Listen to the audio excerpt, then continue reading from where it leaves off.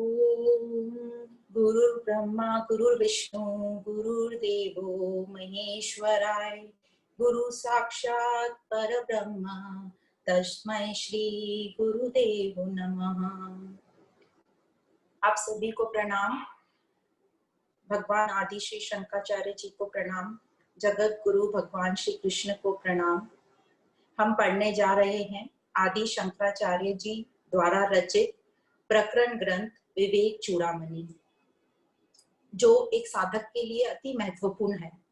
हमारे में सामर्थ्य तो नहीं समझ पाए, पर आप सभी की कृपा से और ईश्वर की कृपा से हम इसको समझने की कोशिश करेंगे। श्री आदि शंकराचार्य जी ने इस ग्रंथ की जो शुरुआत है वो मंगलाचरण से की, जो इस प्रकार है। सर्व वेदांत सिद्धांत गोचरम अगोचरम गोविंदम परमानंदम सद्गुरुं प्रणतोस्मि सद्गुरु तनु प्रणोस्मि। तो इस प्रकार आदि शंकराचार्य जी ने अपने गुरु को प्रणाम किया, अपने इष्ट देव श्री कृष्ण को प्रणाम किया और अपने आत्म स्वरूप को प्रणाम किया। और हम इन वेदांतों के जो सिद्धांत हैं उनसे परमानंद को प्राप्त करेंगे गुरु के द्वारा। इस प्रकार जो इंद्रियों से देखा नहीं जा सकता या समझा नहीं जा सकता, उस परमानंद स्वरूप को हम वेदांत के सिद्धांतों द्वारा समझेंगे। तो इस ग्रंथ में आदि शंकराचार्य जी ने सर्वप्रथम मंगलाचरण से शुरू करके और फिर हमको अपने मानव जीवन का उद्देश्य बताया। हमको बताया कि मानव जीवन कितना महत्वपूर्ण है और कितनी मुश्किलों से हमें प्राप्त हुआ है, और उसके बाद भी जो हमें ये तत्व ज्ञान प्राप्त हो रहा है, तो उसका हम सदुपयोग करें और अपने जीवन को आगे बढ़ाएं, अपने जीवन का उद्धार करें। आगे आदि श्री शंकराचार्य जी ने कहा कि यह जो तत्व है यह कर्मों द्वारा हमें प्राप्त नहीं होगा। कर्मों से हमें धन की प्राप्ति अवश्य हो सकती है, पर ये तत्व की प्राप्ति नहीं हो सकती। तो कर्म का अपना अलग निर्धारित कार्य है, जो कि है चित्त शुद्धि करना। और ये जब चित्त शुद्धि होता है, ये एक प्राइमरी स्टेज होती है। तो जितनी भी हम चीजें करते हैं, जैसे दान धर्म स्नान अनुशासन के लिए प्राणायाम, ये सब हो गए एक प्राइमरी फैक्टर जो हमें आगे साधक बनने में, तैयारी करने में सहायक होंगे। पर इनसे सिर्फ अकेले इनसे तत्व की प्राप्ति नहीं होगी। तो फिर हमें क्या करना चाहिए? तो हमें बताया कि ये जिज्ञासु को जो है विचार करना चाहिए। सही डायरेक्शन में यदि हमने विचार किया तो हमें तत्व, हमारा अज्ञान नाश होगा और हमें तत्व की प्राप्ति होगी। तो आगे हमें ये बताया गया कि कौन लोग हैं जो इस ज्ञान के लिए पात्रता रखते हैं। तो उसमें बताया गया कि थोड़ा समर्पण, थोड़े हमारे दैवी गुण जैसे प्रेम है, करुणा है, थोड़ी लगन, थोड़ी जिज्ञासा चाहिए। और उसके बाद बताया गया कि कौन है जो शिष्य बन सकते हैं, शिष्य की क्वालिफिकेशन क्या है। तो शिष्य की क्वालिफिकेशन हमें बताई, जो मेधावी हो, जिसमें पुरुषः गुण हो, विद्वान हो और ऊहापोह, मतलब जिसमें थोड़ी बहुत समझने स्मरण करने की शक्ति हो, जिसमें एक दृढ़ निश्चय हो, जिसमें एक युक्ति लगाने की आदत हो कि कैसे युक्ति लॉजिकली हम इसको कैसे समझे, थोड़ा बहुत ग्रंथों का एक्सपोजर हो, थोड़ा बहुत ज्ञान का एक्सपोजर हो, और उस ज्ञान को वो जीवन में अप्लाई करने की कोशिश करें, अप्लाई करें अपने जीवन में, शास्त्रों के शब्दों को जो गहराई से समझ सके। तो इस प्रकार ये चार जो थे जनरल क्वालिफिकेशन हमें बताए शिष्य के लिए। फिर ये ब्रह्म ज्ञान प्राप्त करने के लिए कौन योग्य है, तो हमें चार बताए गए, जिसको साधन चतुष्टय कहते हैं: विवेक, वैराग्य, षट संपत्ति और मुमुक्षु। तो हमने पढ़ा था विवेक। ये विवेक क्या है? तो विवेक वह है जो नित्य और अनित्य में हमें डिफरेंस करना सिखाता है। कोई भी दो चीज में डिस्क्रिमिनेशन, इंग्लिश में वर्ड यूज करते हैं डिस्क्रिमिनेशन। तो विवेक सिर्फ हमको बताता है कि क्या राइट है और क्या रॉन्ग है। तो हमने विवेक की भी अलग अलग स्टेप्स देखे कि जनरल विवेक क्या होता है, कोई दो चीजों में फर्क समझना, दो रंगों में फर्क समझना, फिर हमारे लिए क्या राइट है, क्या श्रेयस्कर है वह समझना, क्या चीजें प्रेयस्कर है, मतलब सिर्फ प्लेजर देती हैं पर जरूरी नहीं है कि वो हमारी उन्नति करें या हमारे जीवन के लिए वो लाभदायक हों।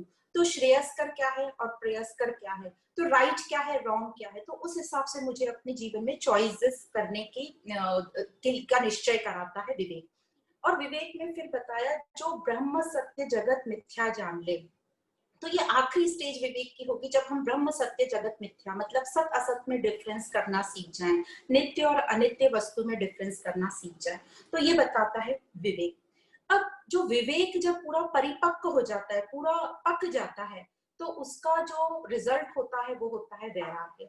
क्योंकि जैसे ही पता चल गया कि ब्रह्म सत्य जगत मिथ्या, क्या चीज रियल है और क्या चीज अनरियल है, मतलब परिवर्तनशील है, तो ऑटोमेटिक जो चीज परिवर्तनशील है, जो ज्यादा देर टिकने नहीं वाली, तो उस चीज को हम अपनाना नहीं चाहेंगे और वह चीज हमसे ऑटोमेटिक छूटती जाएगी।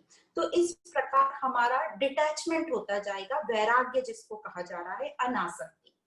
कई हम वर्ड यूज करते हैं, वैराग्य में व्यक्ति त्याग करना शुरू कर देता है, तो त्याग वर्ड सुन के थोड़ा भारीपन लगता है और फिर हम उससे दूर भागने लगते हैं। पर त्याग का मतलब ये है कि वो अपने जो छोटे मोटे दुख सुख मिल रहे हैं उनका त्याग करना, मतलब इन्वेस्टमेंट कर रहा है, वो लॉन्ग टर्म प्लानिंग कर रहा है अपना, जैसे हम इन्वेस्टमेंट करते हैं शॉर्ट टर्म लॉन्ग टर्म। तो यह जो साधक है ये अपने टेम्पररी सुखों का त्याग कर रहा है, भोगों का त्याग कर रहा है, इन्वेस्ट कर रहा है ये लॉन्ग टर्म प्लानिंग के लिए। क्या है उसकी लॉन्ग टर्म प्लानिंग? अपने स्वरूप को जानना, अपने स्वरूप को प्राप्त करना। तो इस प्रकार वैराग्य हमने पढ़ा। अब ये जो वैराग्य है ये विवेक द्वारा ही होना चाहिए। यदि बिना विवेक के हम वैराग मतलब चीजों को त्यागने लगे तो फिर वो ज्यादा समय तक वो जो डिटैचमेंट है, ये जो वैराग जिसको हम कह रहे हैं, वो ज्यादा दिन तक नहीं चलेगा और हमारे मन में दुख होता रहेगा, बार बार हर्ट वाली फीलिंग होगी जो हमारे स्वास्थ्य के लिए, हमारी हेल्थ के लिए हानिकारक होगी।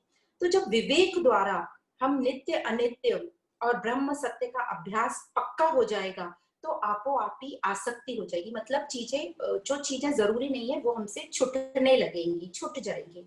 फिर उसके रहते भी यदि फिर कोई वस्तुएं ऐसी हैं जो रहेंगी या नहीं रहेंगी, हमें उसकी कोई परेशानी नहीं होगी, चाहे वो रहे चाहे वो नहीं रहे।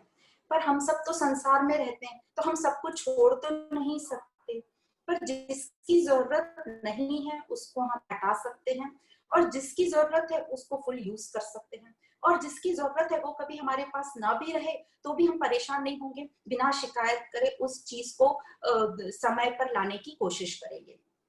तो विवेक के बाद जो चीजें हमारे में जो विवेक के बाद जो हमारे में हम जो चीजें छोड़ने लगते हैं, जो हमारे में एक क्षमता आ जाती है छोड़ने की, चीजें त्याग करने की, उसको कहा जाता है वैराग्य। अब ये जो छोड़ने के बाद जो हल्कापन लगता है ये बहुत ही सुखदायी होता है, हम अपने आप को बहुत मेंटली लाइट फील करते हैं।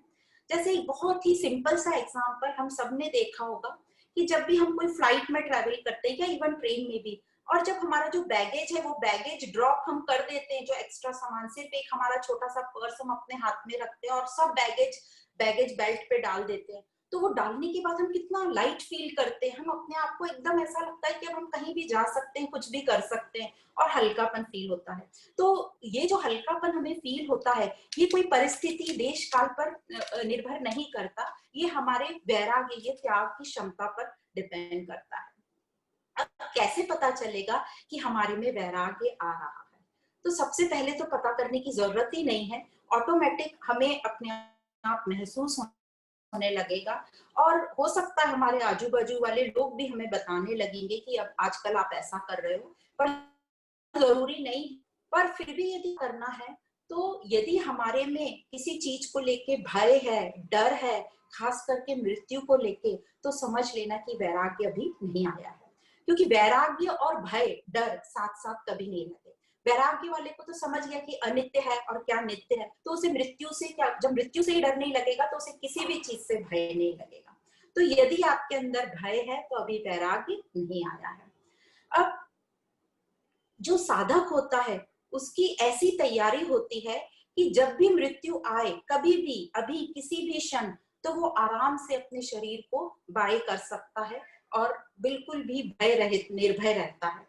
तो साधक का इस प्रकार सोच रहता है कि मेरा जो अपीयरेंस है इस सृष्टि में वो एक गेस्ट अपीयरेंस जैसा है, एक विजिटर जैसा है, कि जितने टाइम मुझे यहाँ मिला है मैं हर चीज जो मिली है उसका मैं पूरा यूज करूं, जो चीज नहीं मिली है उसकी शिकायत नहीं करूं। जैसे गेस्ट होते हैं, हम किसी के घर गेस्ट बनकर जाते हैं, तो जो भी कुछ मिला है उसको एंजॉय करेंगे, जो नहीं मिला है हम बार बार डिमांड नहीं करेंगे, शिकायत नहीं रखेंगे। और जब टाइम आता है हमारा रिटर्न टिकट होता है, हम आराम से सब चीजें जो भी वहां रहती हैं, जिसके घर रुके या जो होटल में रुके, वो चीजें वहीं छोड़कर निकल जाते हैं। पर हम लोगों की क्या आदत है, हमारे साथ क्या होता है, हम घूमने जाते हैं, कोई होटल में रहते हैं, और जब वापस जाने का टाइम होता है तो हम चीजें बटोरने लगते हैं कि क्या क्या चीज हम अपने साथ ले जा सकते हैं यहाँ से। तो ये जो हमारी आदत है, ये छोटी छोटी चीजों से हमें अनुभव होगा कि हमें इकट्ठा करने की, पॉजिटिव रहने की, हर चीज मेरी, मैं अपने से लगाए रखूं, छोड़ू नहीं, ये कैसे हमारी धीरे धीरे कम होगी। हम जब ये समझेंगे कि ये अनित्य है, इसकी एवरलास्टिंग नहीं है, ये खत्म होने वाली है, तो हम इस मार्ग पर अग्रसर होंगे और आगे बढ़ेंगे। तो इस प्रकार जब विवेक से हम समझकर चीजें छोड़ते हैं तो मन हमारा शांत होगा, हल्का होगा, और जो अनासक्ति है, डिटैचमेंट है, वो हमारी सिस्टम में आ जाएगी। फिर हम ये जो भी साधक होंगे वो सब कार्य करेंगे, हर चीज में पार्ट लेंगे, पर डिस्टर्ब नहीं होंगे, किसी चीज से शिकायत नहीं करेंगे, किसी सिचुएशन या किसी व्यक्ति से बंधेंगे नहीं, एंटेंगल नहीं होंगे, फ्री रह के मजा करेंगे, हर सीन को एंजॉय करेंगे, जहां उनका रोल होगा उसको बेहतरीन तरीके से निभाएंगे, और ये ऐसे देखते हुए आगे बढ़ेंगे। अब हमारा भी समय आ गया है चेंज होने का। तो जिस प्रकार सूर्यदेव ने अपनी पोजीशन चेंज करी है, सूर्यदेव उत्तरायण में आ गए हैं, तो उसी प्रकार हम भी धीरे धीरे अपनी पोजीशन चेंज करें। हम शरीर से, मतलब देह से शिफ्ट होकर धीरे धीरे अब अपने स्वरूप, अपने रियल स्वरूप, नेचुरल स्वरूप, आत्म स्वरूप में आने की कोशिश करें। धीरे धीरे तिल तिल भी हम कोशिश करेंगे, विद पूरा लगन और प्रेम के साथ, पूरी मिठास के साथ, विवेक के साथ समझकर, तो धीरे धीरे कोशिश करने पर, तिल तिल कोशिश करने पर भी हम अपने स्वरूप को प्राप्त कर लेंगे। तो यही हमारा उद्देश्य है हमारे जीवन का, कि हम धीरे धीरे कोशिश करके अपने स्वरूप को प्राप्त हो जाएंगे। तो यहाँ तक हमने पढ़ा था लास्ट सेशन में, ये 21 श्लोक था लास्ट वाला। अब आता है 22nd श्लोक। तो ये जो 22nd नंबर का श्लोक है, तो एक चीज आनी थी, जैसे हमने विवेक में पढ़ा था रज्जु तत्व, जो रस्सी और सर्प का एक एग्जाम्पल पढ़ा था। तो ये जो रस्सी और सर्प का एग्जाम्पल है, उससे हमें बहुत कुछ समझना है ठीक से, कि क्या चीज हमें भ्रमित कर रही है और रियल सत्य जो सबस्ट्रेटम है वो क्या है। तो यहाँ जो अपन ने एग्जाम्पल पढ़ा था रस्सी और सर्प का, तो जैसे ही हमने वो टॉर्च जलाई या लाइट जलाई उस कमरे में, तो हमें एकदम दिख गया कि ये सर्प नहीं, ये रस्सी है। तो जिस प्रकार सर्प का बेस जो था वो रस्सी था, और ये जगत का बेस क्या है, ब्रह्म तत्व, और जो हमारी जीव सृष्टि का जो तत्व है वो है एक व्यक्ति या मनुष्य, और उपाधियां ये सब जो हैं ये हमें भ्रमित करती हैं। तो जैसे ही जिस प्रकार प्रकाश डालने से रस्सी हमें दिख जाती है और सर्प गायब हो जाता है, कहाँ जाता है वो सर्प? क्या वो सर्प रस्सी में चला जाता है? नहीं नहीं, वो सर्प तो था ही नहीं, वो हमारी कल्पना थी, इसलिए वो सर्प गायब हो जाता है, वहां से समाप्त हो जाता है वो भ्रम हमारा। तो उसी प्रकार जब हमारे ऊपर ज्ञान का प्रकाश पड़ता है, ये धीरे धीरे हमें ज्ञान से समझता है, तो ये जो सब उपाधियां हमें दिखती हैं और हम उससे बंध जाते हैं, तो ये जो सब उपाधियां हैं, ये ज्ञान आने से क्या ये सब उपाधियां वापस व्यक्ति में बदल जाती हैं, ये परिवर्तित हो जाती हैं? नहीं, वो उपाधियां परिवर्तित नहीं होती, क्योंकि वो उपाधियां उस व्यक्ति के ऊपर भ्रमित हैं, तो वो चेंज नहीं होती, सिर्फ हमारा नजरिया देखने का बदल जाता है, हमारी गलत धारणा खत्म हो जाती है, और अब हम समझ जाते हैं कि ये जो भी हमें उपाधियां मिली हैं, ये इस सृष्टि में व्यवहार करने के लिए मिली हैं, तो हम उनसे बंधते नहीं हैं, उनसे आसक्त नहीं होते हैं। तो जहां भी जो हमारा रोल आता है उसको हम अच्छी तरह निभाकर आगे चलते हैं। तो इस प्रकार हमें ये सर्प और रस्सी वाले एग्जाम्पल से बहुत अच्छे से समझ में आता है कि ज्ञान प्रकाश हमारे ऊपर आने से हमारे में क्या परिवर्तन आएगा, हमारी गलत धारणाएं समाप्त होंगी और हम अपने स्वरूप सत्स्वरूप में टिक पाएंगे। इस जगत को भी हम ऐसे ही देखेंगे कि ये लीला स्वरूप है, पर इसका जो बेस है, जो मूल है, वो सत्स्वरूप, जो हम समझते हैं कि कण कण में भगवान है, वासुदेव सर्वम। तो अब आता है 22 नंबर का श्लोक। तो यहाँ हमने विवेक पढ़ लिया, वैराग्य समझ लिया। अब आते हैं हम षट संपत्ति पे। तो ये जो षट संपत्ति है, इसमें 6 चीजें हैं। फर्स्ट है शम, दम, उपरति, तितीक्षा, श्रद्धा और समाधान। ये 6 चीजें हैं। तो सबसे पहला आता है शम। अब ये शम क्या चीज है? तो जो 22 नंबर का श्लोक बताता है शम क्या चीज है। तो ये इस प्रकार है, विरच्य विषय व्रता दोष दृष्ट्या मुहुर्मुहुः स्वलक्ष्ये न्यतावस्था मनसः शम उच्यते। तो ये जो शम क्या है? शम है हमारे मन का कंट्रोल, मन को फोकस रखना, मन को एकाग्रचित रखना। अब मन को एकाग्रचित फोकस रखने के लिए सबसे पहले जो हमारा मन जो सबसे बड़ा काम करता है, वो है हमारा मन सब तरफ भटकता रहता है। तो ये जो मन है, इसको भटकना हमें बंद करवाना होगा, क्योंकि मन जो है संसार में विषय जो भी हमारे सेंस ऑब्जेक्ट्स हैं उसमें बार बार जाता है। तो विषयों से दूर हटाने के लिए क्या करना चाहिए? तो यहाँ भगवान बोलते हैं दोष दृष्टि रखनी चाहिए। अब ये दोष दृष्टि कैसे रखें? तो जिस प्रकार हम संसार में दोष दृष्टि रखते हैं, हमें तब मना करते हैं कि संसार में दोष दृष्टि नहीं रखना है, क्योंकि हर कोई हर चीज ब्रह्म का रूप है। पर यहाँ बता रहे हैं कि ये विषयों को दूर करने का एक तरीका है दोष दृष्टि रखना। दोष दृष्टि जिस प्रकार हम संसार में रखते हैं कि कई चीज हमें अच्छी नहीं लगती तो उनको हम छोड़ देते हैं, तो उसी प्रकार विषयों में दोष दृष्टि रखना कि कौन से विषय मुझे मेरे स्वरूप से दूर ले जा रहे हैं। और ये प्रैक्टिस करते करते धीरे धीरे विषयों से दूर होना। तो जैसे जैसे हम विषयों से दूर होंगे तो जो हमारा जो लक्ष्य है उसमें स्थिरता आती जाएगी और हम अपने स्वरूप के पास चलते जाएंगे। तो पहला है दोष दृष्टि विषयों की तरफ। दूसरा है अपने मन को बहुत ज्यादा इंफॉर्मेशन नहीं देना। हम अपने मन को बहुत इंफॉर्मेशन देते हैं, जो नहीं भी चाहिए वो भी हम इंफॉर्मेशन लोगों से लेंगे, पेपर में पढ़ेंगे, टीवी चैनल पर देखेंगे। तो हम जब मन को ज्यादा इंफॉर्मेशन देते हैं तो हमारे मन में जो इच्छाएं नहीं जागृत होनी चाहिए वो भी इच्छाएं जागृत हो जाती हैं। तो मन उन्हीं इच्छाओं के विचारों में फिर से खो जाता है, क्योंकि मन को तो आदत ही है बिल्कुल खो जाने की और भटकने की। तो क्या करना है हमें पूछताछ ज्यादा बंद करनी है। जो चीज हमारे काम की नहीं है, बिल्कुल एकदम एग्जैक्ट मेरे बहुत जो जरूरी काम की है उसके बारे में ही इंफॉर्मेशन लेनी है, बाकी चीजों में मुझे पूछताछ बंद करनी है। तो इस प्रकार जब हम पूछताछ बंद करेंगे तो मन को ज्यादा मटेरियल नहीं मिलेगा इधर उधर भटकने के लिए, तो फिर मन मेरे पास अवेलेबल रहेगा और जो ये मन मेरे पास अवेलेबल है उस मन को मैं जहां चाहूं वहां लगा सकती हूँ।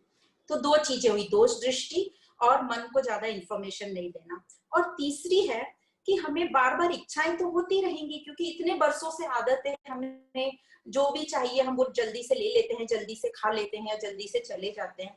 तो जो अपनी इच्छाएं हैं उनको टालने की कोशिश करो। जैसे कोई बोला कि आज सिनेमा चलो, या आज आपकी इच्छा हुई सिनेमा जाने की और इतना कुछ जरूरी नहीं लग रहा है आपको, ऐसा नहीं है कि सिनेमा देखना गलत बात है, पर आज जरूरी नहीं है, आपका कोई आज कोई इंपॉर्टेंट काम है या आपको कोई सत्संग जाना है, तो उसको कल पे डाल दो। इससे अच्छा एग्जाम्पल है कि आपको शॉपिंग करनी है बल्कि जरूरत नहीं है, कोई एग्जीबिशन लगा है, तो कल पे डाल दो कि आज नहीं जाते कल जाएंगे। और हो सकता है दूसरे दिन संडे है और आप सोचो अब तो बहुत भीड़ होगी, अब मुझे नहीं जाना यहाँ पे। तो किसी भी तरह अपनी इच्छा को आगे की तरफ डालो, उसको डिले करो अपनी इच्छा को। तो धीरे धीरे जैसे आप डिले करोगे तो वो उससे आप अनासक्त होते जाओगे।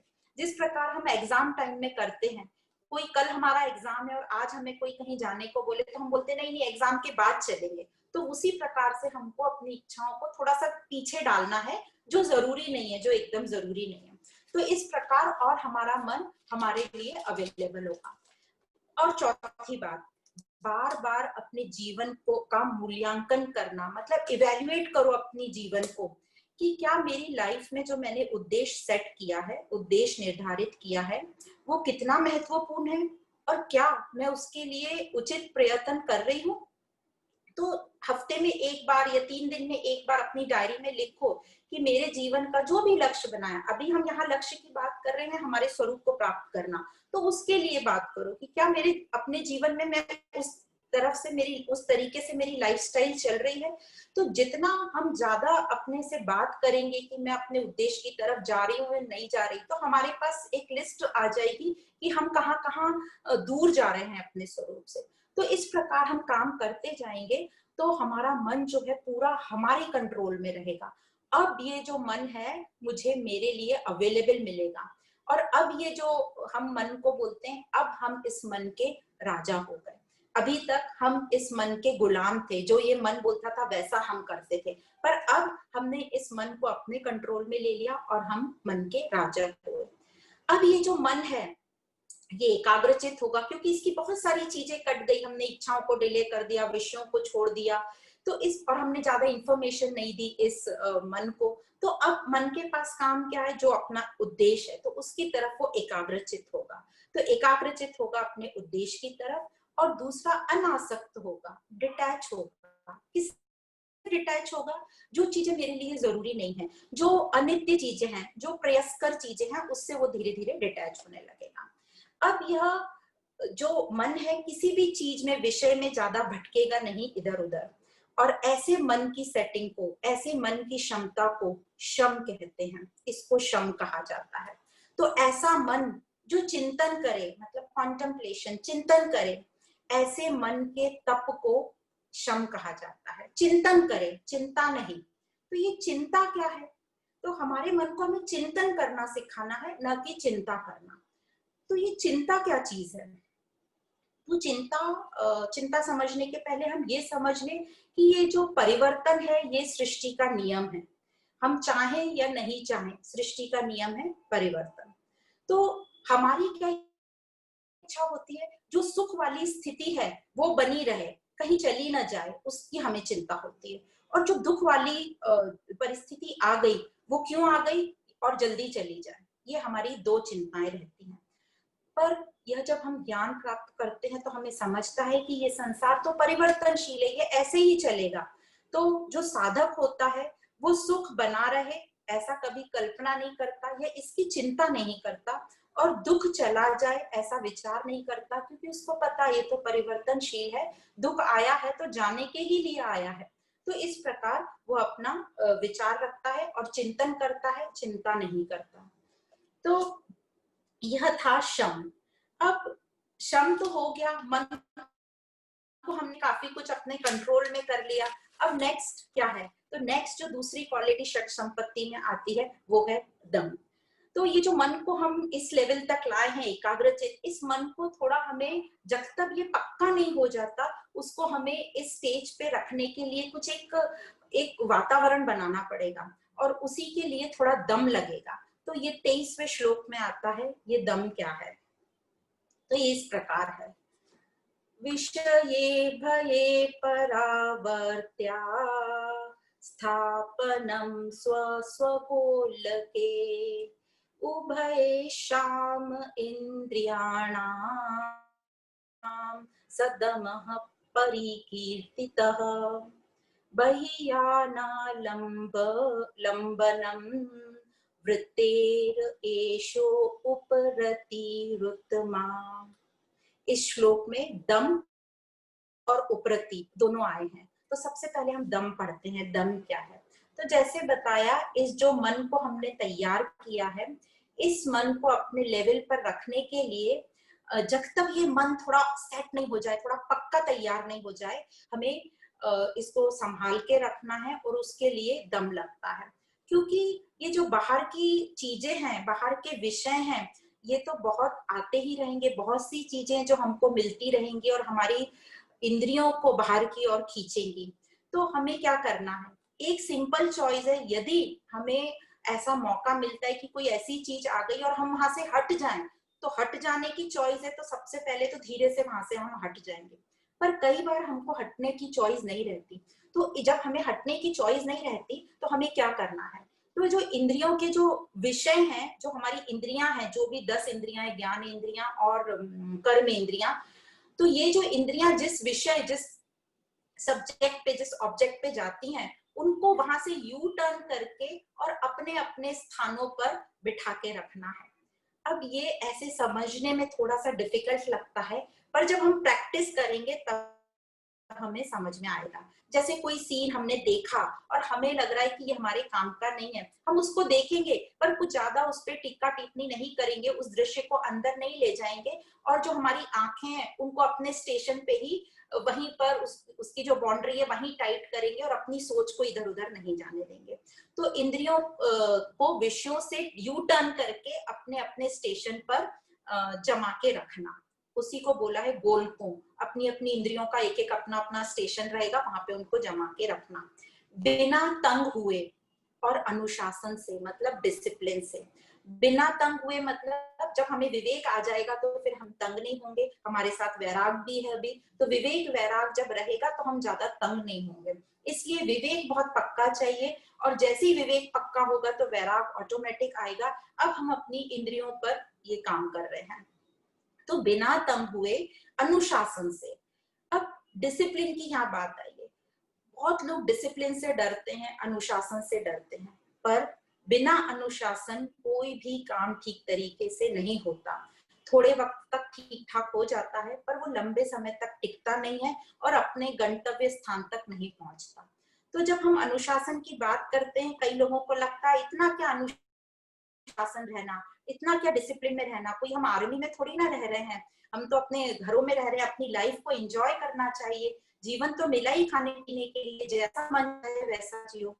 तो इस प्रकार हम अनुशासन से दूर होते जाते हैं।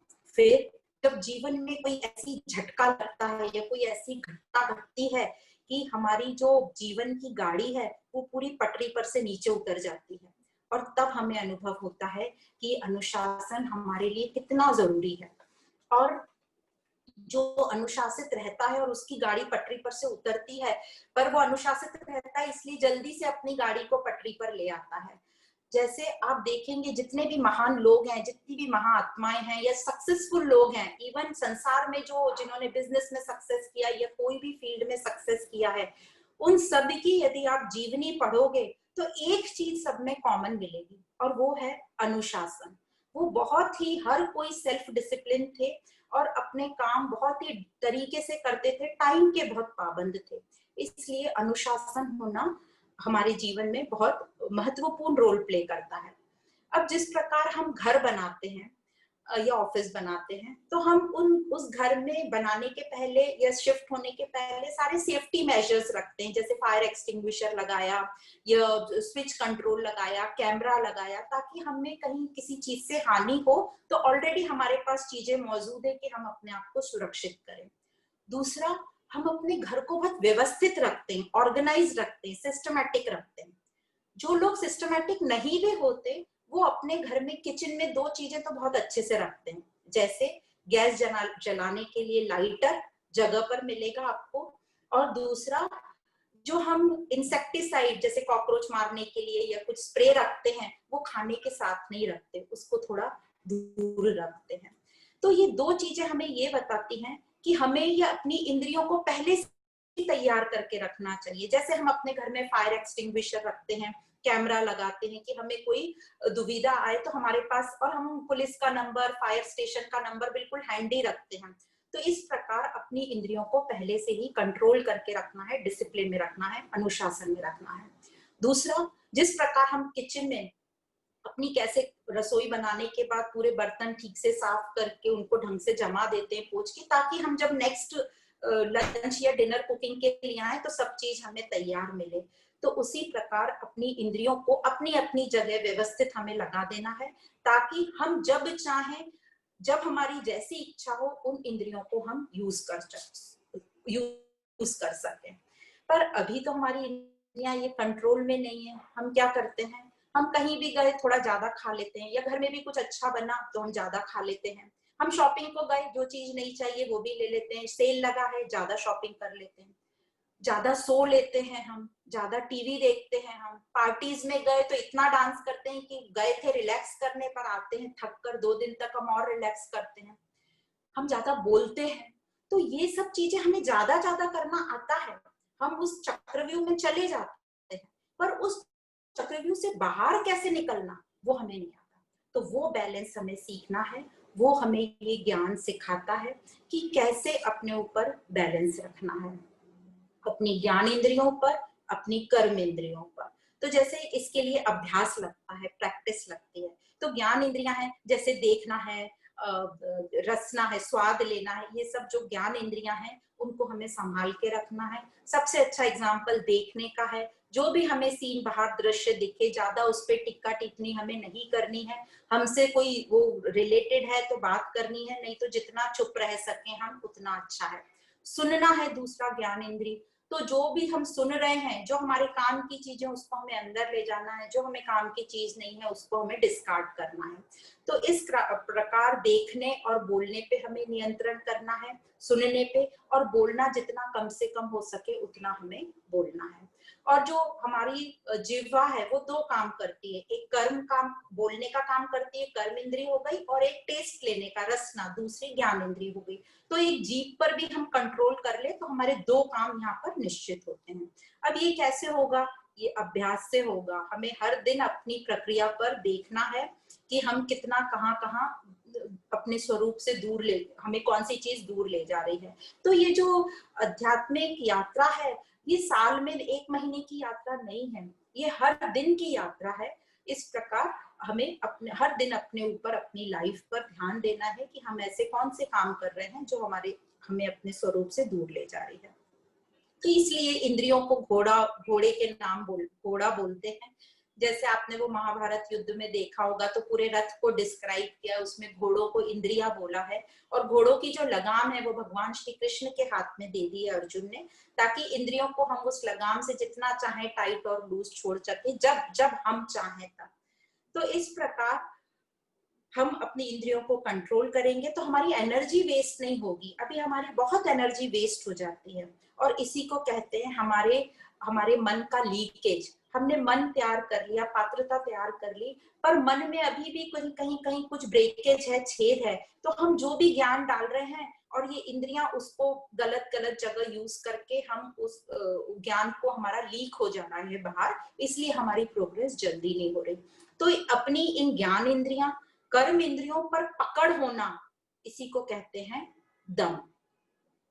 अपनी ज्ञान और कर्म इंद्रियों पर पकड़ होने को कहा जाता है दम। अब ये हमें सब कौन बता रहे हैं ये सब चीजें? तो ये सब वह बता रहे हैं जिन्होंने, सबने इन सब चीजों पर नियंत्रण करके अपने स्वरूप में जो स्थित हैं।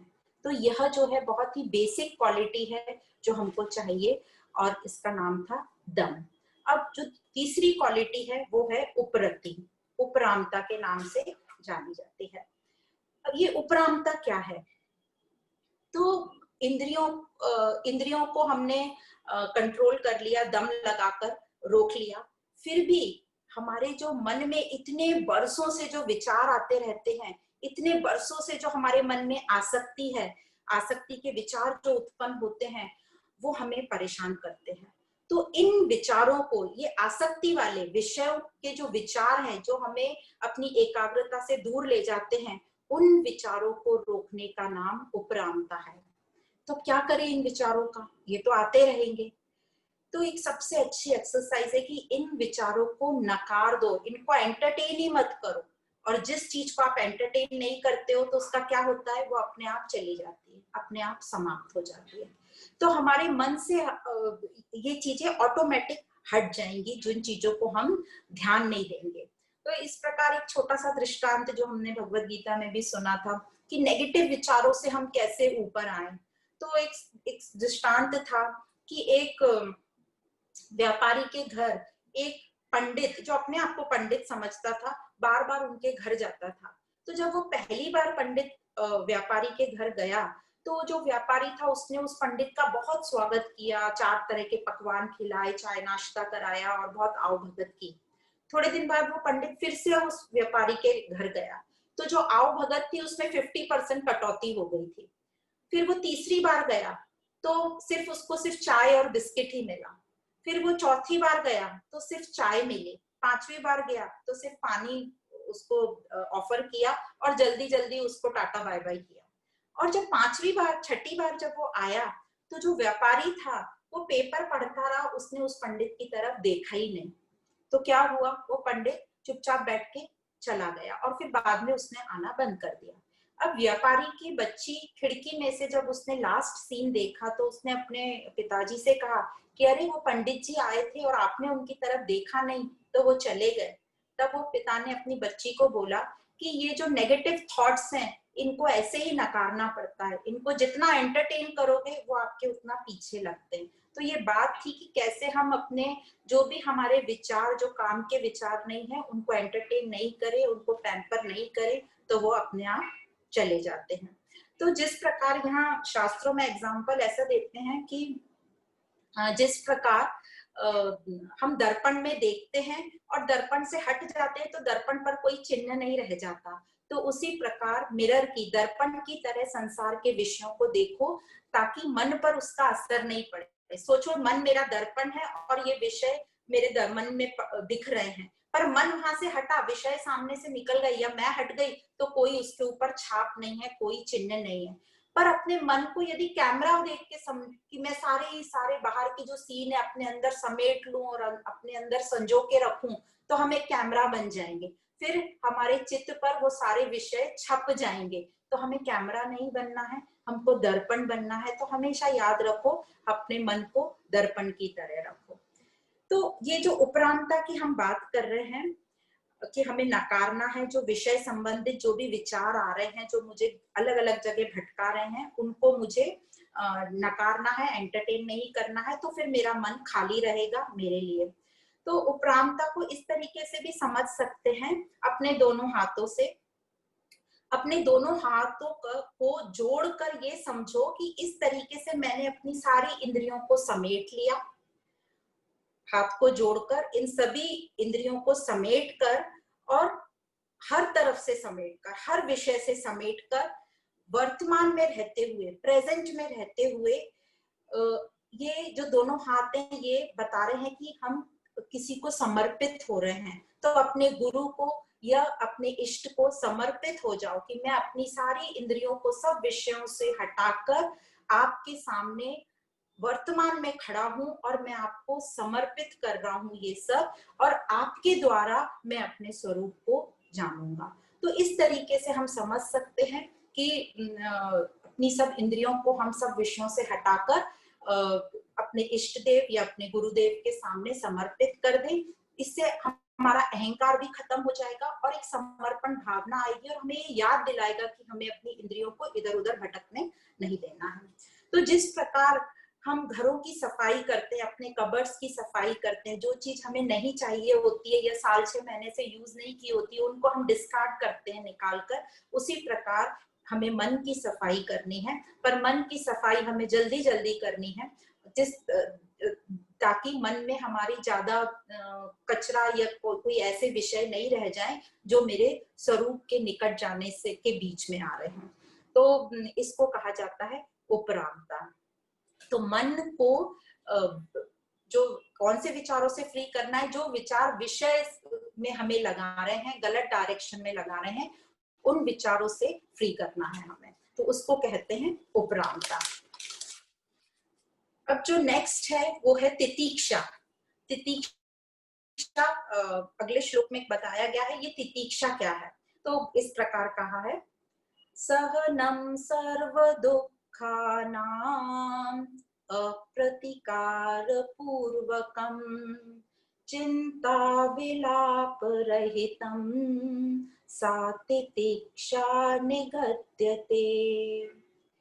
तो यहाँ ये बोल रहे हैं तितीक्षा। तितीक्षा मतलब कई लोग पेशेंस, धीरज भी हम इसको समझ सकते हैं। यहाँ पर कहा जा रहा है तितीक्षा मतलब अपनी सहन करने की ताकत।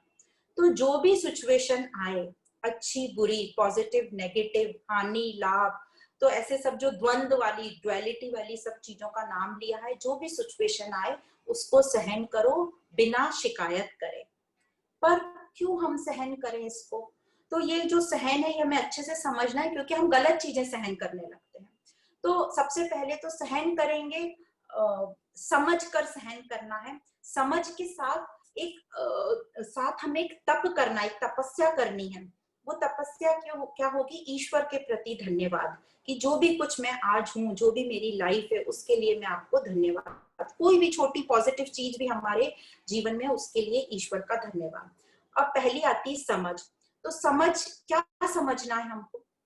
यदि हम बिगर समझ के कोई चीज को सहन करेंगे तो वह थोड़े दिन में हमारा दिल टूट जाएगा और हम उसको ज्यादा दिन तक ले नहीं पाएंगे और हमें बदले की भावना आ सकती है इसमें। तो क्या समझना है? समझना ये है कि सारी सृष्टि जो है द्वंद्वों में चलती है, और ये जो भी परिस्थितियां हमारे सामने आ रही हैं, जो हम चेंज नहीं कर सकते तो नहीं कर सकते, उसको स्वीकार करना हमारा काम है। और हम पास्ट और फ्यूचर को नहीं जानते अपने, तो ये क्या पता कहाँ से ये कौन सी सिचुएशन मेरे सामने आई है, और सब कुछ परिवर्तनशील है। तो द्वंद है, परिवर्तनशील है, ये सृष्टि का नियम है। और मेरे हाथ में हर परिस्थिति नहीं है, और मेरे को अपना पास्ट और फ्यूचर नहीं मालूम, मेरे पास्ट और के कारण कौन सी परिस्थिति मेरे सामने आई है। तो हमें कोई भी सिचुएशन में बैलेंस रखना है। तो बैलेंस किसका रखना है? कि जो भी सिचुएशन आई है, मैं बहुत ज्यादा सुखी, यदि सुख वाली आई है तो हम सुख में पागल हो जाते हैं। तो हम इतने पागल हो जाते हैं सुख में कि जब वो दुख आता है तो हम उसको झेल ही नहीं पाते हैं। तो सुख और दुख दोनों में हमें बैलेंस रखना है। दोनों चीजें आने वाली हैं और जाने वाली। सेलिब्रेट करो, पर हमें अंदर पता रहता है कि क्या बाउंड्री है और हम कितना इसके बाहर जा रहे हैं। दूसरा बैलेंस हमें रखना है अपने 3 गुणों पर, जो हमने सत्वगुण, रजोगुण और तमोगुण समझे थे, तो वो आगे आएंगे, अभी से बताते हैं। तो हमें ये चीज समझनी है। और दूसरा कि ये जो सब परिस्थितियां मेरे कंट्रोल में नहीं है, इसलिए हमें हमेशा दुखी नहीं रहना है, रोते हुए नहीं रहना है। इसलिए लाइन आती है चिंता विलाप रहितम, क्योंकि हमारे कंट्रोल में नहीं है और इस जीवन को एंजॉय करना है। तो इस प्रकार क्यों एंजॉय करना है और क्यों इसे सहन करना है? क्योंकि ये मेरी लाइफ है और मेरी लाइफ को खुशनुमा बनाना मेरा काम है, इसलिए हमें इसको सहन करना है बिना शिकायत करे। तो तप हो गया और समझ हो गई। अब ये याद रखना है कि जो भी मुझे अनुभव हो रहे हैं इस संसार में, ये सब परिवर्तनशील है। सिर्फ एक ही जो अनुभव है जो चेंजेबल नहीं है, वो है सत स्वरूप का मेरा अपना, जो मैं अपने आप को जानती हूँ कि मैं हर काल में हूँ, मेरा होनापन, बस वो परिवर्तनशील नहीं है, बाकी सब कुछ परिवर्तनशील है। तो ये जो अपनी हमारी अपनी जो क्षमता है कि अपनी मुश्किलों का सामना करते हुए खुश रहने की योग्यता यदि हमारे में आ जाए, बिना शिकायत किए, बिना बदले की भावना के, उसे तितीक्षा कहते हैं। तो क्या करेंगे अब इसके लिए उपाय यही है कि मुझे अपनी लाइफ का टेलर मास्टर खुद बनना है। दूसरों पर निर्भर नहीं करना है अपनी खुशी के लिए या अपने जीवन के लिए। और मुझे अपनी रिस्पॉन्सिबिलिटी, कौन सी रिस्पॉन्सिबिलिटी? खुश रहने की रिस्पॉन्सिबिलिटी, आनंद में रहने की रिस्पॉन्सिबिलिटी, मुझे अपनी रिस्पॉन्सिबिलिटी खुद लेना है।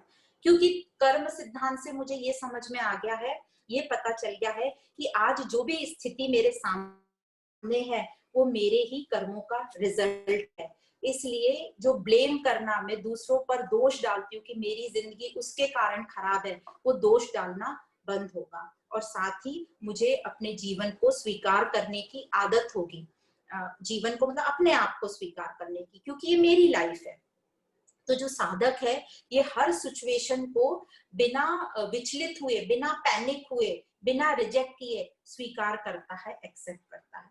तो ये पैनिक का एक बड़ा अच्छा एग्जाम्पल है। जैसे आजकल का वातावरण है, हमारे बच्चों में बहुत जनरेशन गैप हो गया है। तो जो भी कुछ वो बोलते हैं हम पैनिक कर देते हैं। तो जब हम पैनिक करते हैं तो फिर वो आगे से हमें बताना बंद कर देते हैं उनके जीवन में क्या हो रहा है। तो हम जो भी कुछ हो, कितनी भी विपरीत बात वो करें, हम पैनिक नहीं करें, उसको स्वीकार कर लें, एक्सेप्ट कर लें, या कम से कम ऊपर से हम अपना उनको परेशान, इरिटेटेड या पैनिक वाला रूप या चेहरा नहीं दिखाएं। तो कोई भी सिचुएशन को बिना पैनिक किए, बिना रिजेक्ट किए, इमीडिएट कोई सिचुएशन को रिजेक्ट हमें नहीं करना है, उसको समझ लेना है, फिर आराम से सोच कर उस पर हमें रिस्पॉन्ड करना है। तो इस प्रकार स्वीकार करना बताते हैं। और चिंता विलाप रहितम, चिंता में गोस्वामी तुलसीदास जी ने बोला चिंता चिता के समान है। चिंता और चिता में सिर्फ वो आधे न का फर्क है। तो ये आधा न, चिंता और चिता क्या करती है ये चिता, तो ये चिता बोलते हैं जला देती है। तो किसको जलाएगी ये, तो ये मेरे जीवन को जला देगी। इसलिए हमें चिंता नहीं करनी है और जलाने वाली चीज से हमें दूर रहने के लिए बताया जा रहा है। पर अभी हम कहें कि नहीं, हम तो जैसे हैं वैसे ही रहेंगे, वैसे ही चलेंगे, हम तो सहन नहीं करेंगे, हम तो शिकायत ही करेंगे, तो क्या होगा?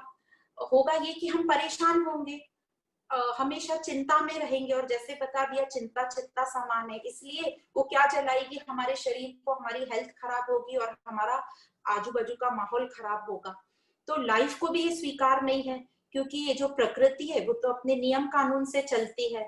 तो हमें उस हिसाब से चलना पड़ेगा। यदि हम कहें कि नहीं हम तो अपने हिसाब से चलेंगे, और यदि बाहर जो रास्ता है वो घुमावदार है और मैं बोलूं कि मैं तो अपनी कार का स्टीयरिंग घुमाऊंगी नहीं, मैं तो सीधा ही रखूंगी, तो हम सब जानते हैं क्या होगा। हम सीधा चलेंगे, रास्ता घुमावदार है, तो हम नीचे खाई में गिरने ही वाले हैं। तो ये हमें ज्ञान ट्रेनिंग देता है, हमें तैयार करता है कि अपनी परिस्थितियों का सामना हम कैसे करें। तो जिस प्रकार हम कोई भी चीज सीखते हैं, या मान लीजिए हम कोई बच्चों को कोई खेल सिखा रहे हैं या हम कोई खुद खेल सीख रहे हैं, तो उस खेल में हमें उसके सारे नियम सिखाए जाते हैं। समझो क्रिकेट हम खेल रहे हैं, तो हमें सब बताया जाता है कि बॉल किस किस डायरेक्शन से आ सकती है, और जब बॉल किस डायरेक्शन से आएगी और आपको कितना जंप करके कैच करना है, कितना नीचे झुक के कैच करना है, और जब मेरे उसमें नहीं है तो मुझे साइड में हट जाना है ताकि पीछे वाला कैच कर ले। तो जब हमें हर सिचुएशन में, हर परिस्थिति में अपने आप को कैच करना, अपनी सिचुएशन को मतलब स्वीकार करना आ जाएगा तो ठीक है। और यदि नहीं आया, हमने नहीं सीखा ये कैच करना, तो हमें चोट तो आएगी और हम आउट भी जल्दी हो जाएंगे, तो जो हमारा जीवन का लक्ष्य है वो पूरा नहीं हो पाएगा। तो इस प्रकार ये ज्ञान हमको बहुत ही फ्लेक्सिबल बनाता है, और यही तप है इस ज्ञान का। और स्थिति के हिसाब से हमें कभी स्टेप अप भी करना पड़ेगा, कभी हमें स्ट्रिक्ट बनना पड़ेगा, कभी हमें बिल्कुल कोमल बनना पड़ेगा। तो जिस प्रकार की सिचुएशन आएगी हमें उस प्रकार का वहां पे डिसीजन लेना पड़ेगा, कभी लूज कभी टाइट, इस तरीके से। तो इस प्रकार जो हमारा ज्ञान है, आध्यात्मिक ज्ञान, ये हमारे मन को तैयार करता है, स्ट्रॉन्ग बनाता है, सहनशील बनाता है, और यही है तितीक्षा। पर कई लोगों को लगता है सहन करना मतलब ये तितीक्षा या कुछ ऐसा, तप करना मतलब बहुत ठंड हो रही है पर हम स्वेटर नहीं पहनेंगे, ये हीटर नहीं लगाएंगे, या बहुत गर्मी हो रही है हम फैन नहीं लगाएंगे, एसी नहीं लगाएंगे, ये तप है। ये तप बिल्कुल भी नहीं है। यदि बहुत गर्मी है और आपके पास सहूलियत है तो फैन शुरू करिए, एसी लगाइए, अपने आप को कंफर्टेबल रखिए। पर हाँ, यदि बिजली चली गई, करंट चला गया और गर्मी के दिन है, तो हम शिकायत भी नहीं करें, क्योंकि वो तो जो प्रकृति है वो तो अपने नियम से चलेगी।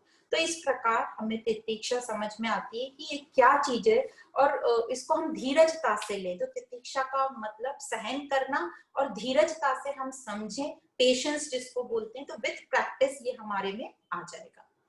अब नेक्स्ट जो गुण बताया जा रहा है वो है श्रद्धा। तो जो श्रद्धा क्या है, तो श्रद्धा को इस श्लोक में ऐसा बताया जा रहा है,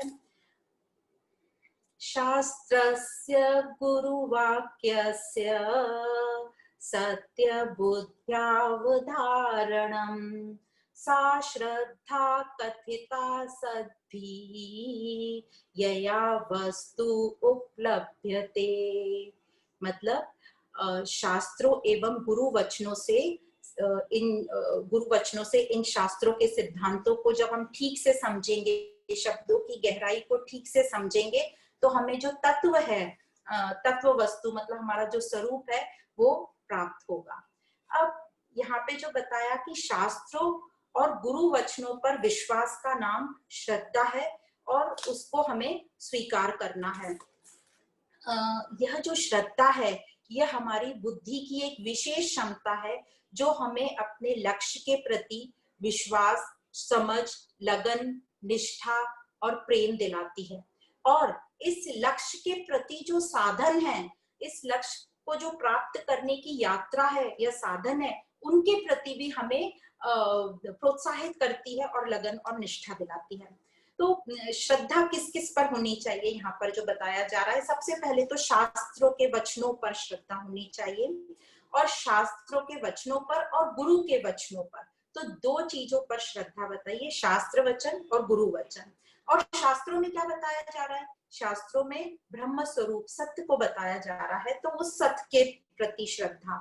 और दूसरा, तीसरा, ये जो गुरु है यही हमें इन शास्त्रों द्वारा अपने स्वरूप से मिलाएगा, तो अपने आप पर श्रद्धा। तो इस प्रकार यहाँ हमें श्रद्धा बताई जा रही है, शास्त्रों पर, गुरु वचनों पर, परमात्मा पर और अपने आप पर। अब ये जो श्रद्धा जो गुण है, ये जो क्वालिटी है, ये हम सबको प्रकृति की एक देन है। जन्म से ये श्रद्धा हमको मिली हुई है बाय डिफॉल्ट, हम सबके अंदर श्रद्धा होती है।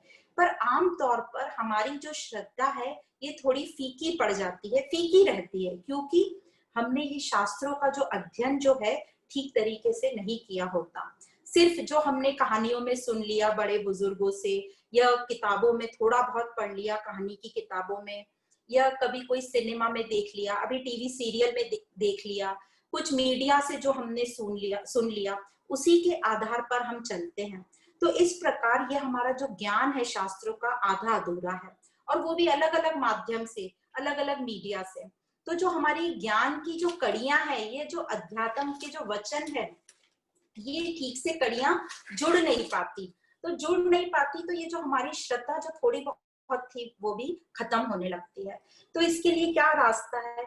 इसके लिए रास्ता तो एक ही है कि हमें खुद को अपने शास्त्रों का अध्ययन करना है, या फिर ऐसे विद्वान लोगों से उन शास्त्रों को समझना है जिनको इस ज्ञान का अच्छे से ज्ञान है, जो शास्त्रों को अच्छे से समझते हैं।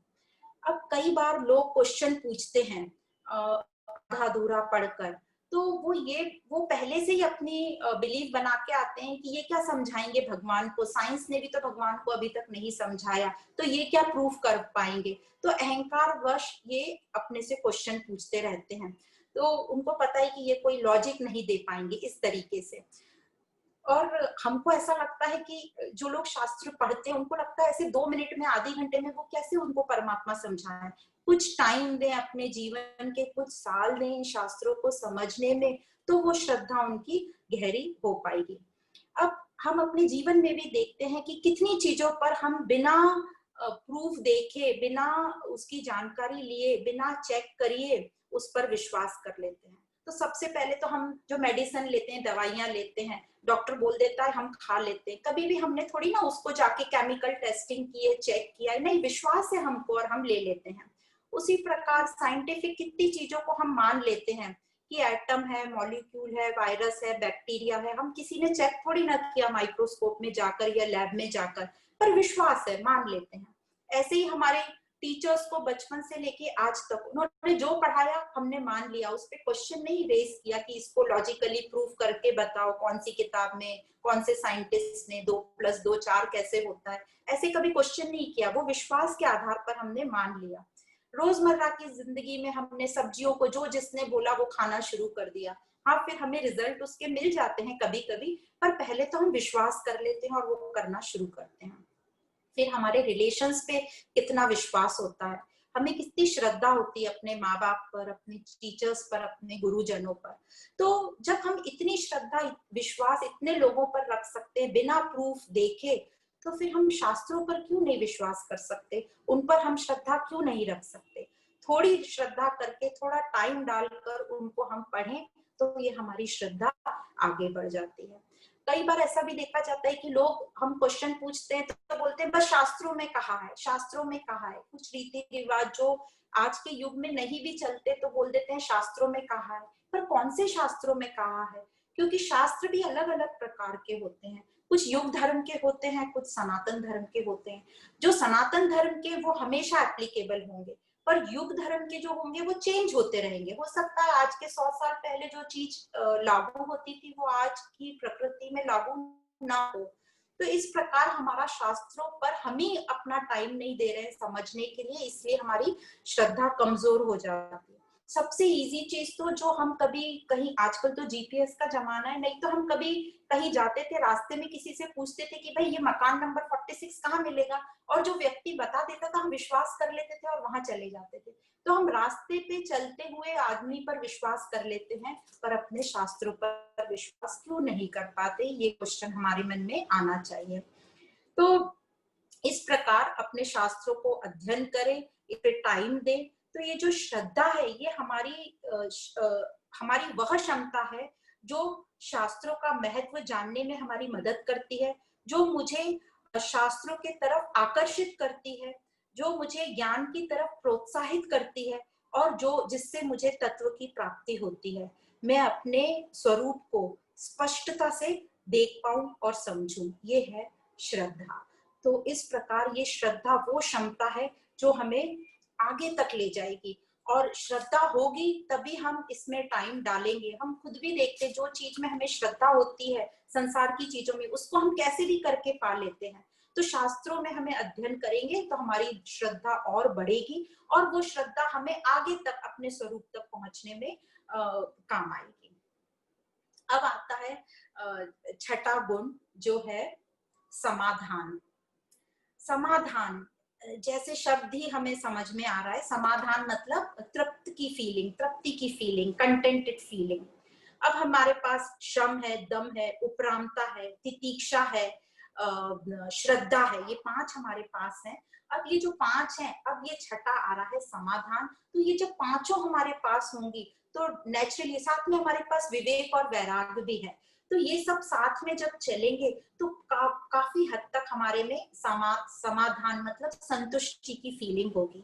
पर यहाँ पे इसके साथ और क्या बोला है, इस श्लोक में जो समाधान बताया गया है वो क्या है, सर्वदा संस्थापन बुद्धे शुद्धे ब्रह्मणि सर्वदा तत्समाधान मित्त युक्तम न तु चित्तस्य लालनम।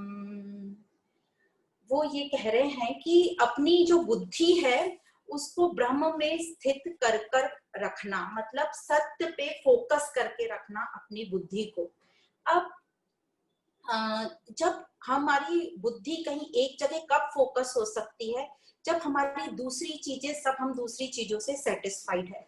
तो कोई भी काम हम अपना उद्देश्य लेकर करते हैं तो उस पर फोकस तभी हो पाते हैं जब हमारी दूसरी चीजों पर हमें थोड़ी सी, हम उनको लेट गो कर देते हैं, या जो भी चीजें हैं ठीक है हमें मंजूर है पर अभी मेरा उद्देश्य ये है, तो मैं उस पर पूरी तरीके से फोकस्ड और एकाग्रचित रहती हूँ।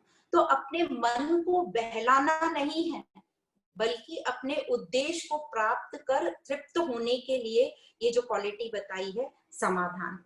कई बार हम अपने मन को बहलाने के लिए उद्देश्य अपना डिसाइड कर लेते हैं, या फिर हमारा उद्देश्य तो है पर बीच बीच में हमारा मन इधर उधर हम ही रिफ्रेश होने के लिए मन को इधर उधर लगाने लगते हैं।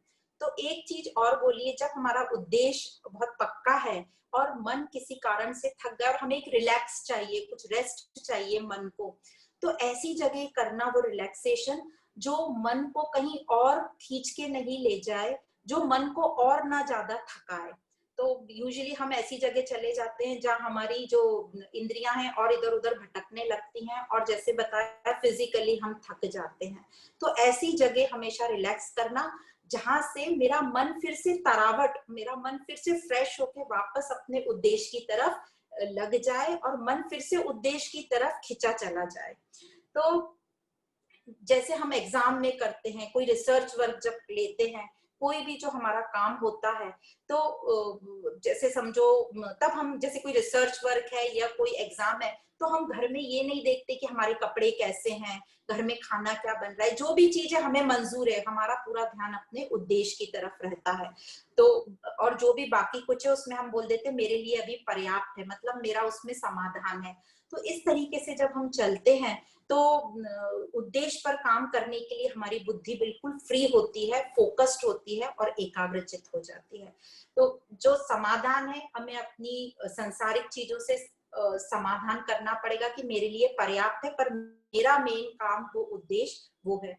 जिस प्रकार बहुत कॉमन सा एग्जांपल है, हमारे घर में शादी ब्याह या कोई पार्टी होती है, शादी ले लीजिए, तो हम पूरा अपना दिमाग उसमें ही जो जो चीजें चाहिए होती है उसमें लगाते हैं। बाकी चीजों में, लाइफ में क्या हो रहा है, दुनिया में कौन सी मूवी रिलीज हुई है, पॉलिटिक्स में क्या हो रहा है, घर में क्या बन रहा है, इससे उनको कोई मतलब नहीं होता।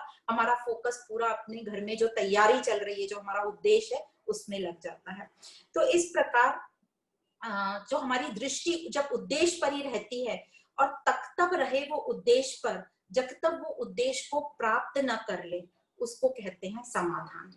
तो यहाँ पर समाधान को ऐसे बताया है कि अपनी बुद्धि को ब्रह्म में स्थिर करना, मतलब अपने उद्देश्य पे स्थिर करना, और जब तक स्थिर रखना अपने उद्देश्य पर, जब तक आपको उस उद्देश्य को प्राप्त करके समाधान नहीं मिल जाए, तृप्त, फुलफिलमेंट नहीं हो जाए, कंटेंटेड फील ना हो। जिस प्रकार कई बार हम प्रश्न पूछते हैं, किसी से डाउट होता है तब प्रश्न पूछते हैं, तो उत्तर हमें मिल जाता है, उत्तर तो मिल जाता है, पर हमें समाधान नहीं होता उस उत्तर से। समाधान नहीं होता तो हम क्या करते हैं, उसकी गहराई में जाते हैं, उसका चिंतन मनन करते हैं, बहुत गहराई से समझने की कोशिश करते हैं, जब तक वो हमें समझ में नहीं आ जाता। और वो कब आता है, जब हमारे में वो मुमुक्षु वाली क्वालिटी हो कि मुझे तो पता करना ही है इस चीज का। मुमुक्षु कैसे बताया था, जब विवेकानंद जी का सर रामकृष्ण परमहंस जी ने पानी के अंदर डाल दिया था और दबाए रखा था, फिर विवेकानंद जी ने जोर लगा के रामकृष्ण जी को दूर धक्का दिया और वो उठे, पानी में से बाहर निकले। तब रामकृष्ण जी ने पूछा कि कैसा फील हुआ, तो बोले ऐसा फील हुआ कि मैं बस किसी भी तरह बाहर निकल के श्वास ले लूं। तो वो जिज्ञासा, वो तीव्र इच्छा हमारे में होगी, तो उसको कहेंगे मुमुक्ष। तो मुझे लगता है कि समाधान थोड़ा बहुत तो समझ में आया होगा कि समाधान क्या है।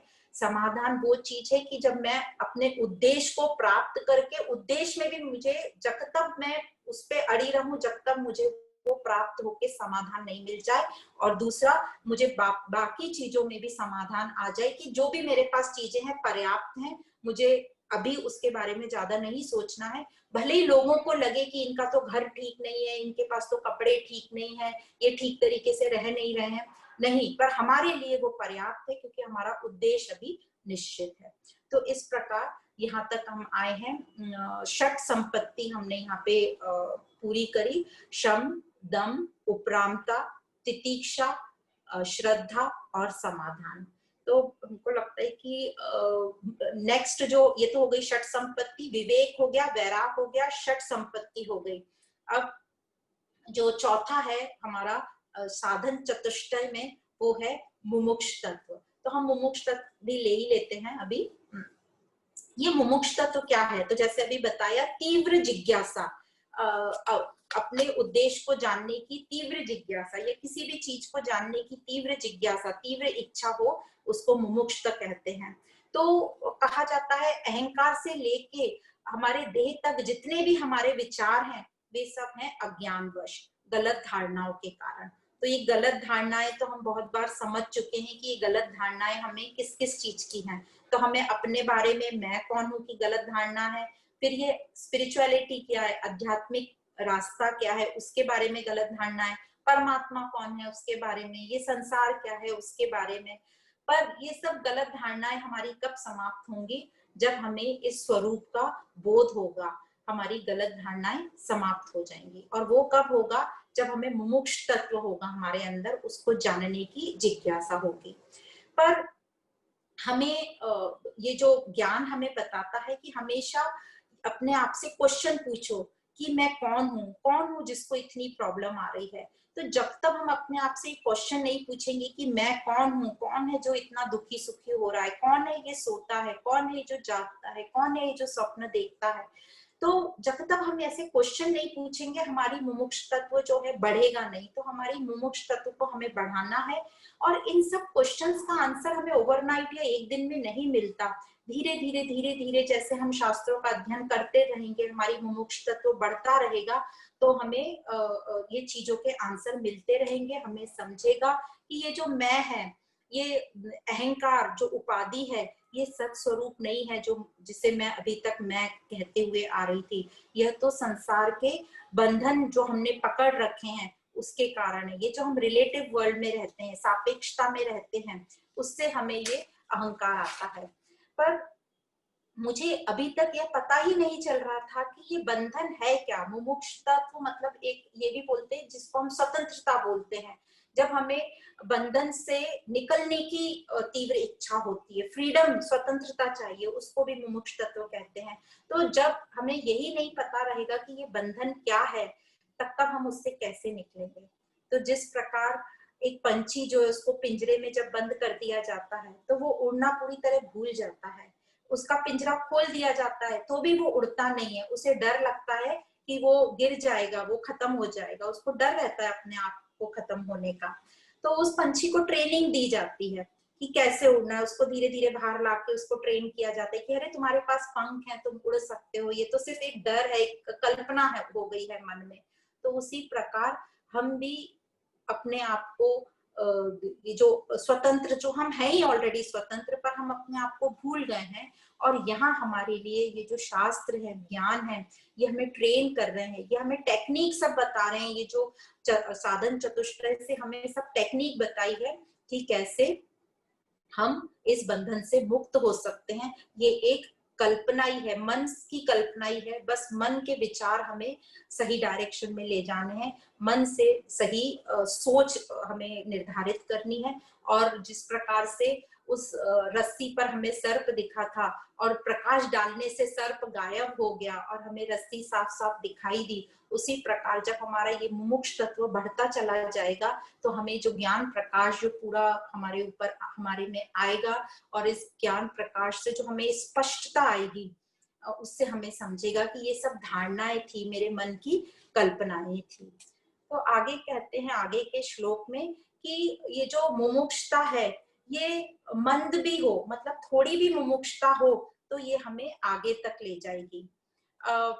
इस श्लोक में ऐसा बोला जाता है, मंद मध्यम रूपापि वैराग्यं समाधिना प्रसादेन गुरो सेयम प्रवृत्ता सूयते फलम।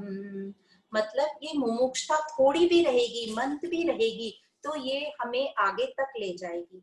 अब जैसे हम अपने आप का देखें, हम सबका देखें, तो हम सब में मंद मुमुक्षता तो है ही, तभी तो हम यहाँ तक पहुंच पाए हैं। अब किसी में मंद होगी, किसी में मध्यम भी हो सकती है, किसी में उच्च कोटि की भी मुमुक्षता हो सकती है, पर मिनिमम हम सब में मंद मुमुक्षता तो है ही, तभी हम यहाँ तक पहुंचे हैं। अब हम और आगे चलते जाएंगे, श्रवण मनन चिंतन से इस ज्ञान का अभ्यास करते जाएंगे, और इसका एक ही मात्र सहारा है, शास्त्रों का जो हम श्रवण करते जाएं वो है सत्संग। तो सत्संग एक सहारा है जो मुझे इस पथ पर आगे तक ले जाएगा। तो जैसे हम ट्रेन में तो बैठ ही चुके हैं, तो जैसे हम ट्रेन की यात्रा करते हैं, ट्रेन में बैठ गए, जैसे बॉम्बे से दिल्ली जाना है, ट्रेन में बैठ गए, ट्रेन शुरू भी हो गई, पर हम हर प्लेटफॉर्म पे उतरते रहेंगे तो हम जो है अपने फाइनल डेस्टिनेशन पे बहुत देर से पहुंचेंगे। जैसे उतर गए, टाइम का पता नहीं चला, ट्रेन छूट गई, फिर दूसरी ट्रेन पकड़ी। तो इस प्रकार हम उसमें बैठे हैं तो बैठे ही रहना है, हमें उतरना नहीं है बार बार, ताकि हम अपने गंतव्य स्थान पर जल्दी से पहुंच पाए। तो जो हम यहाँ तक पहुंचे हैं, कहा जाता है वो भी ईश्वर की असीम कृपा है, गुरु वचनों, गुरु कृपा से हम यहाँ तक पहुंचे हैं। पर जो गुरु है वो सिर्फ डायरेक्शन देगा हमको, हमें काम हमें खुद करना है, हमें लायक बनना है, ताकि हमारे पर उसकी कृपा बनी रहे। तो इस प्रकार हमें कृपा अपने ऊपर ही करना है, मेहनत हमें ही करना है। तो इस प्रकार बताया कि मंद मुमुक्षता भी हमें आगे तक ले जाएगा। तो ये जो श्लोक था ये 28 नंबर का श्लोक था, और कहा गया है कि मंद या मध्यम भी मुमुक्षता हो तो भी हम इससे आगे तक जा सकते हैं। तो हम यहाँ पर विराम देते हैं। ये है 28 नंबर का श्लोक, आगे का जो है हम नेक्स्ट सेशन में लेंगे। आप सभी को बहुत बहुत धन्यवाद। ओम पूर्णमदः पूर्णमिदं पूर्णात् पूर्णमुदच्यते पूर्णस्य पूर्णमदाय पूर्णमेवावशिष्यते। ओम शांति शांति शांति।